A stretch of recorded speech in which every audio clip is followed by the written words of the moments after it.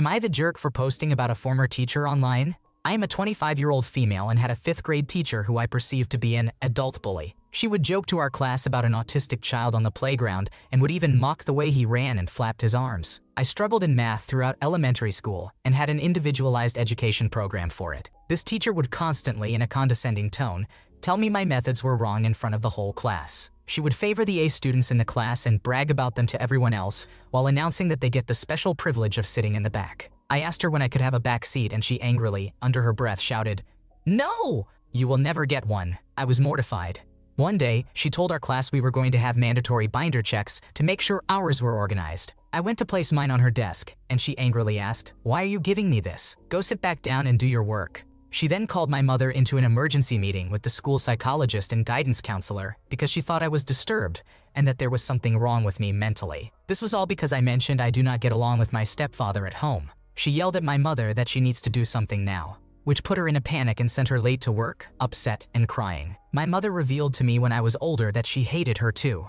Just the other day, my former school district posted a Meet the Teachers post on their LinkedIn. Ms. Newly Divorced was their featured teacher of the month. The post mentioned all of these positive things about her career and experience, which I already knew were completely made up. Many parents and other staff were commenting generic, "She's awesome and so hardworking" comments. So I took to my keyboard and wrote the absolute truth about her. It was time I set things straight. I wrote all the above about how she bullied me and other students with special needs, especially how she picked favorites in her classroom. It was a really long post. Some commenters, who clearly never had her as a teacher, responded that my comment was unnecessary. One of my colleagues, who I am connected with on LinkedIn, stopped me a few days later and said they read my comment. They suggested I not do that again because even though they do not follow my district's page, they still saw what I wrote, and that I could have publicly humiliated this teacher on an international platform. I told them what I wrote was none of their business, and that unless they have had this teacher and experienced her bullying, they need to stay out of it. Am I the antagonist for going to this length?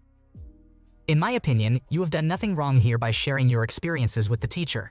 Teaching is one area where there is very little oversight or supervision, and most of the rotten behavior never gets seen by other adults or addressed. Some teachers never grow out of high school politics and the need for validation from children, leading them to throw their students under the bus. However, LinkedIn is a professional network, and people go there to network, find jobs, and talk shop, not to hash out childhood trauma. Am I the jerk for calling my friend jealous? Me, 20-year-old female, and Nadia, 20-year-old female, have been friends since we were 12 years old. Ronnie, 20-year-old female, was in the same class as both of us when we were in secondary school. I have a closer relationship to Ronnie than Nadia does with her, both now and back then. I currently do not have any public active social media. I like to keep my online interests and activities separate from my real life. This means that I have no other way to contact my friends unless I have their mobile phone number. As all my friends are introverts, we have an understanding that it is okay to go through long periods of time without talking to each other and to take our time responding back. We joke about having a low-maintenance friendship. My phone recently shut down on me and I bought a new one.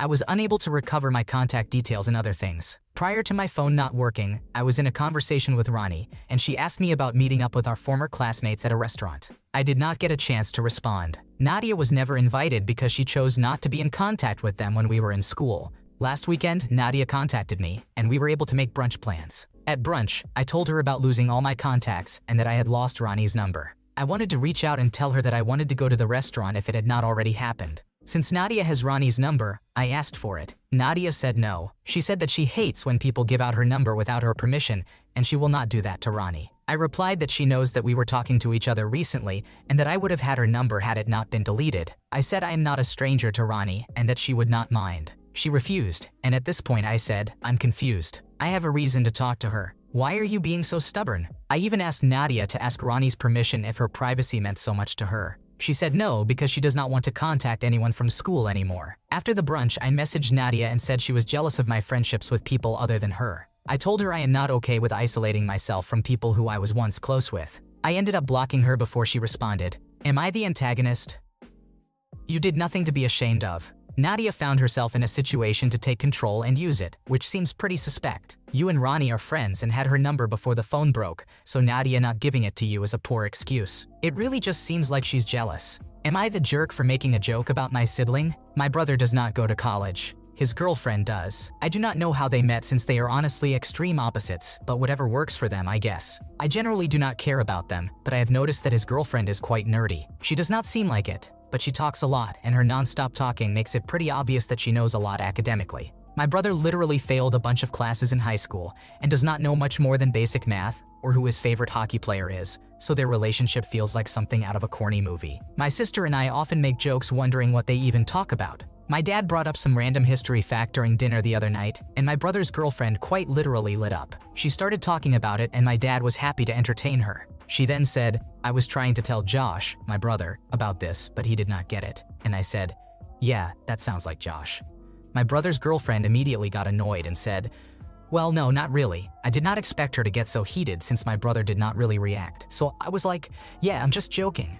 Even joking about it is apparently bad. My sister said, "He failed 9th grade English. He is not exactly the smartest." And his girlfriend was like, "I failed 9th grade math." Who gives a shit? You two are just being mean. I told her to calm down and that no one was making fun of her and that my brother knows we are joking. But she just left and my brother went after her. Now my mom is upset with me about embarrassing him and that making fun of him and his lack of intelligence is wrong, when literally she did not care either until his extremely righteous girlfriend said something. I think my parents just want her validation because I swear to you, my brother does not care. He even makes fun of himself. But everyone is mad now, and even my sister thinks that we should apologize just to keep the peace. I think they can deal with it. I am not changing the perfectly normal way I interact with my brother because his girlfriend thinks he is a victim, but I will consider it. Am I the bad person?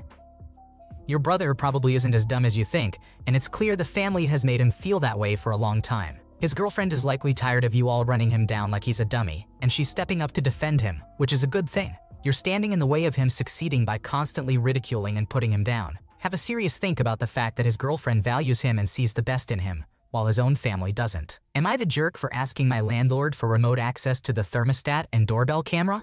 I am a 21-year-old female and my roommate, also a 21-year-old female, both moved into our townhouse 2 months ago because we just got our first full-time jobs. I found this townhouse because my aunt, who I am really close with, has been best friends with the owner for over 20 years, and the owner's daughter is already living there for college. They agreed for us to rent there because there were 2 more bedrooms on the property. We appreciated that there was also a 1-car garage that the landlord told us was not occupied since both of us drive to work. We signed a lease and I thought everything was fine. A couple of weeks after I moved in, there were some issues with access to the garage because apparently the owner was under the impression that the garage was not part of our lease and needed to park her car there permanently. We eventually worked it out that there would be a garage schedule once everyone moved in. Fast forward to 2 weeks ago. After I was granted access to the house's Google Nest camera and thermostat, it was suddenly revoked days later. I texted the landlord about the issue 5 times. My roommate and my mother, who my landlord has been talking with, did the same. He refused to respond to us until we got an email 3 days ago saying that although the lease stated that the Nest camera and Nest thermostat would be provided, we would not be provided remote access to the thermostat or any access to the Nest camera. This is a huge issue for me because my bedroom is the only one on the basement floor where the front door is, and I was hoping to get alerts if someone was attempting a break-in. The landlord stated that because they are paying for electricity, they need to monitor that the HVAC system would not cause huge spikes in electricity bills for them, and that it could be a possible security concern for us to have access to the Nest footage. However, he also stated that since the owner's daughter is also an owner of the property, she would be the only one who had remote access to the thermostat and access to the Nest camera. This does not help my situation because her bedroom is on the 3rd floor, and she does not live here 50% of the time. It is also a privacy concern because I am pretty sure the owner's husband also has access to the live feed so he can keep track of her movements, which I noticed during the brief time that I was given access. I do not want some man I have never met to have access to a live feed of who comes and goes from the property I pay rent on. They are putting their foot down, but I am seriously considering turning off the camera because I have no idea who is watching the live feed. What do I do, and am I the jerk? You handled things appropriately. That is super creepy and a definite violation of the lease. Removing the Nest thermostats and installing one of your own might be a good idea. I'd be very concerned about other means of the landlord spying on you, especially if they refuse to provide remote access to the thermostat or any access to the Nest camera. If this goes on, look at the terms of the agreement and see what termination reads out. It might be worth considering legal advice. Am I the jerk for taking away my mother's use of my car? A little background. My mom lives with my husband and me due to her limited retirement budget and advancing age. She is 68 years old. She has been single for 12 years following her 3rd divorce to a lovely man she was terribly unkind to after he became disabled. I have been her biggest cheerleader and financial supporter during her transition from divorce, recovery from her 2nd bankruptcy, and helped her find and get a job, retire at 62, and get established with the VA for health and mental health care. essentially kicking and screaming. Yet I cannot get her to barely lift a finger to pick up after herself or her 3-year-old pug. She totaled her SUV in 2023 after her second accident that year, and she is not able to take on a car payment until she pays down some debt.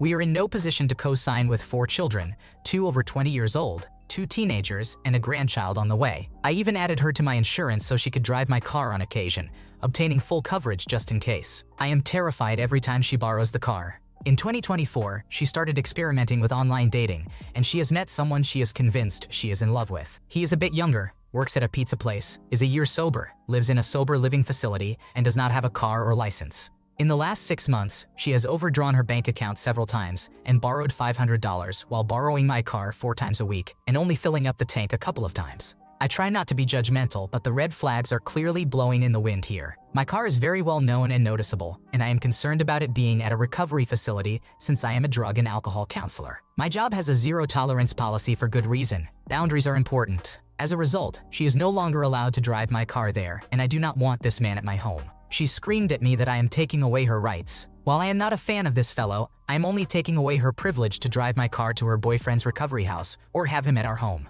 She is free to come and go as she pleases with friends, and I have shown her how to use Uber and Lyft. I just need to take my car out of the recovery house equation. She continues to cry to me and negotiate to go over there in my car. I told her I cannot give her any more money and she needs to figure out how to see her boyfriend on her own. Am I the antagonist or am I protecting my career and my livelihood?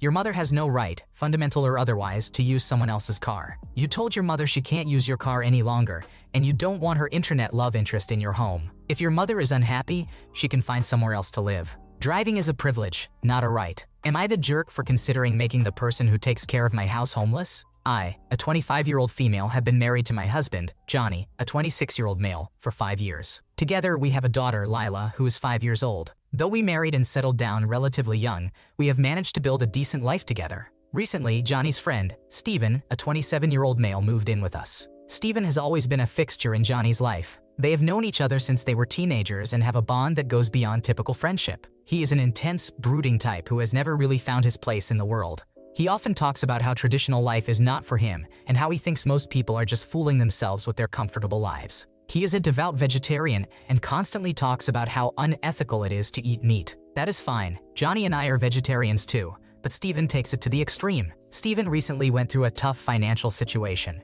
Ever since Steven moved in, things have changed. He has started to take over many of my responsibilities at home. I work long hours to support our family, so I am not around as much as I would like to be. Steven has stepped in to cook and look after Lila. He often makes comments like, "You're so lucky to have a break. Most people don't get a chance to escape their mundane lives," which feels like a dig at my role as a homemaker. He spends a lot of time with Lila. He is usually gentle with her, but the things he says or reads to her trouble me. They are cynical statements like, "Be careful who you trust," or "All the world's a stage and everyone's an actor." He is helping to teach her piano, and she hangs onto his every word, even copying his mannerisms. Johnny spends a lot of time with him. They have animated conversations and sit around playing guitar when Johnny comes home from work. It feels like Steven is taking away time from my family to spend with me. I have tried talking to Johnny, but he brushes it off. He has started making comments like, "Steven's been a rock for us during this tough time." Johnny seems to think Steven's presence is necessary and beneficial for our family. The situation came to a head when Steven told Lila, "Some people will disappoint you, even those who seem nice." When I confronted him, he acted like he was trying to prepare her for the real world. I told him he needed to step back or he would need to find somewhere else to stay. Steven went straight to Johnny, who accused me of being unfair. Johnny's reaction was more extreme than I anticipated. He said that if Steven had to leave, he might end up homeless, and that it was a harsh thing to do, considering his situation. Johnny even suggested, "If you can treat a vulnerable person like that, then I don't think you were the person I thought you were. If Johnny can treat his wife and kids like that, then he doesn't seem like the person you thought he was. It doesn't sound like Steven is working. If he's 27 and able to support himself, he needs to spread his wings and fly out of your house. Tell your husband you don't want to be the third wheel in your own marriage." Would he really choose his friend over his own family? Thanks for watching. When you subscribe, make sure to hit the bell to turn on notifications so you never miss a video. To finish listening to all the stories, check out the playlist in the description.